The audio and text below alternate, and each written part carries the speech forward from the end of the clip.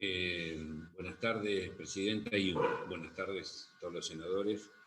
En primer lugar, agradecerle a la ministra Losardo por haber concurrido a esta reunión y toda su exposición. La verdad que ha sido muy completa y muy didáctica todo lo que nos ha manifestado. En segundo lugar, quiero hacer unas breves consideraciones simplemente. Como hombres de derecho, creo que como ciudadano argentino, todos queremos una justicia que nos garantice a todos, seamos funcionarios, no seamos funcionarios, seamos simples ciudadanos, la presunción de inocencia que todos tenemos garantizada por la Constitución Nacional, la garantía del debido proceso en un juicio, que se nos garantice la defensa en juicio y además también que se nos dé el derecho a la revisión de los fallos, no solamente que nos juzgue un juez, sino que nos juzguen varios jueces. Sin duda, estos son los principios liminares de toda justicia y de todas normas de convivencia que nos damos en la sociedad a los efectos de que todos seamos dueños de nuestros propios actos y sepamos que cuando cometemos actos irregulares o ilegales y se dan estas normas vamos a ser sancionados. Pero yo debo decir la verdad que durante los últimos años, los últimos 4 años al menos, y seguramente mucho antes en la historia de la justicia en la Argentina, estos hechos no ocurrieron para muchos argentinos. Si no, no voy a venir a mencionar aquí los casos personales que me tocaron o los casos que nos tocaron a la expresidenta Cristina Kirchner y a muchos de los que fuimos sus funcionarios. Pero lo que sí le puedo asegurar, señora ministra y señores senadores, que estos principios fueron absolutamente violentados. Y no es que lo diga solamente yo. Mire, voy a leer una pequeña nota del 1 de noviembre del 2019, antes de que terminara su mandato, el presidente Mauricio Macri, firmado por Diego García Sayán, que es el relator especial sobre la independencia de los magistrados y abogados, que depende del Consejo de Derechos Humanos de las Naciones Unidas.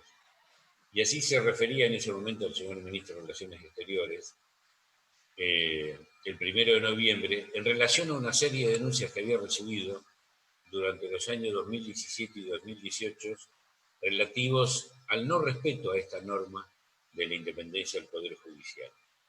Y así le decía que de conformidad con esa resolución 35/11 del Consejo de Derechos Humanos, llamaba la atención urgente del gobierno, de su excelencia, respecto a la presunta existencia de un plan sistemático y estructural de amedrentamiento del Poder Judicial de la República de Argentina, que se refleja en los casos que se enumeran a continuación, más de 30 casos.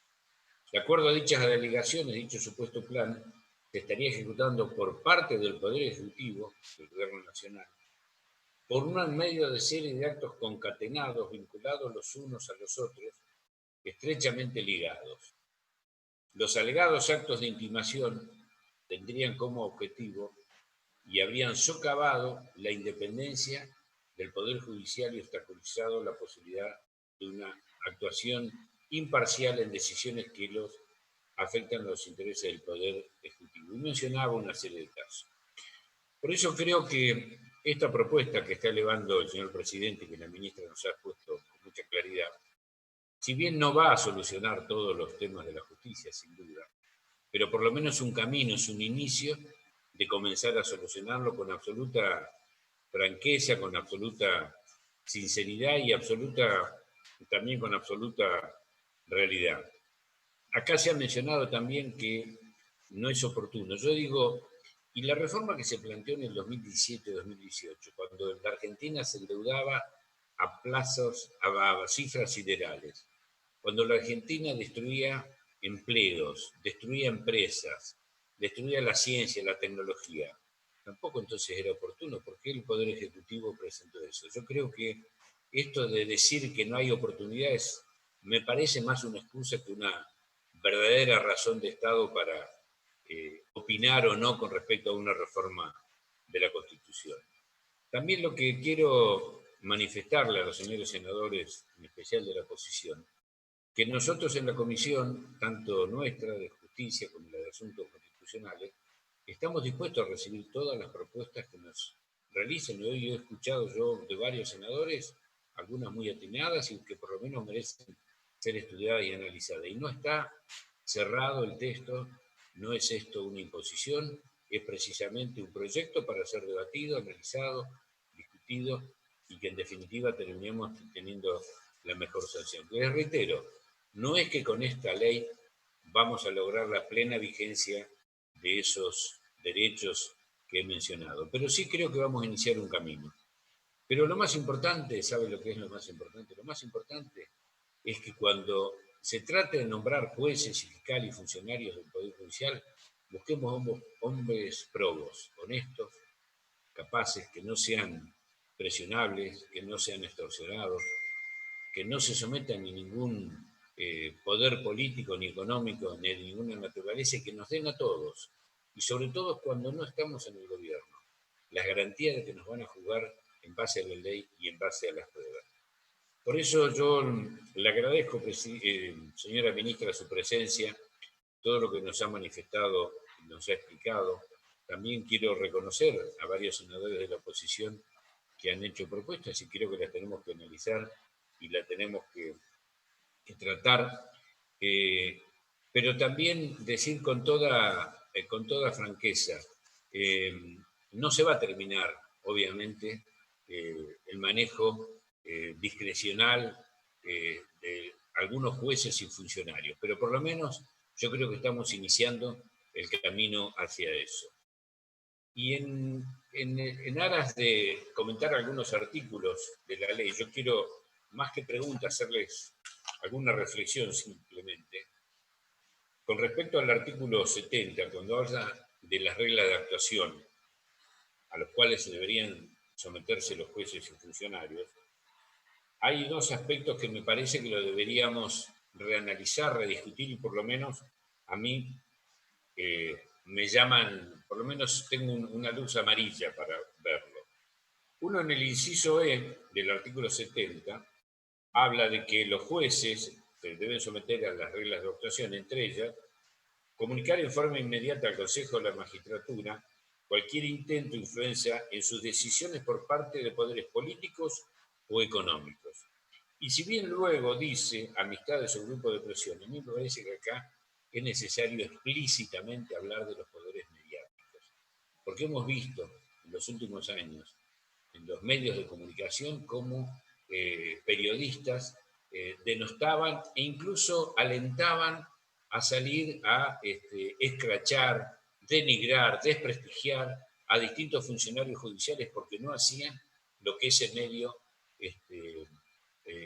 medio pretendía con determinado proceso, determinada causa. Por eso creo que aquí debemos agregar explícitamente el término mediático, porque creo que así ha ocurrido por lo menos en los últimos tiempos.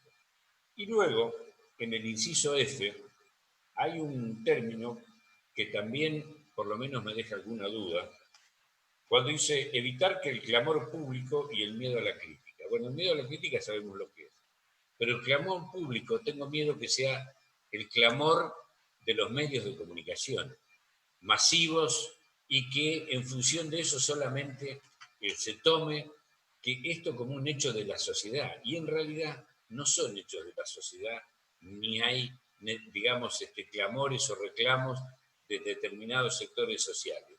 Hay determinados intereses económicos que utilizan los medios de comunicación precisamente para desvirtuar y para tratar de presionar y tensionar a determinados jueces. Por eso, ministra, simplemente creo que son términos que tendríamos que, por lo menos, analizar y discutir. Bueno, finalmente, simplemente decirle, acá se mencionó también, ¿no? Se habló de la reforma de la justicia del año 90. Mire, yo lo dije hoy por la radio, me parece que tiene el ánimo de ofender a nadie. Pero si hay alguien que benefició esa reforma de los 90 fue el expresidente Mauricio Macri.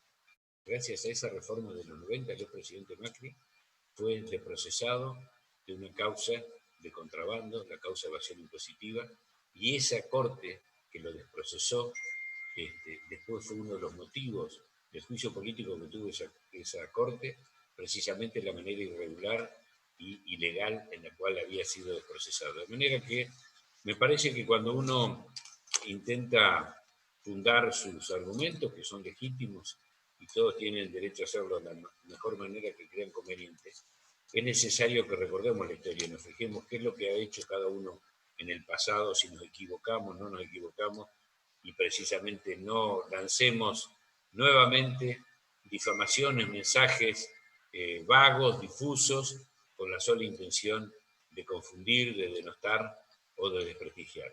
Muchas gracias, presidente, muchas gracias, ministro, también por su presencia.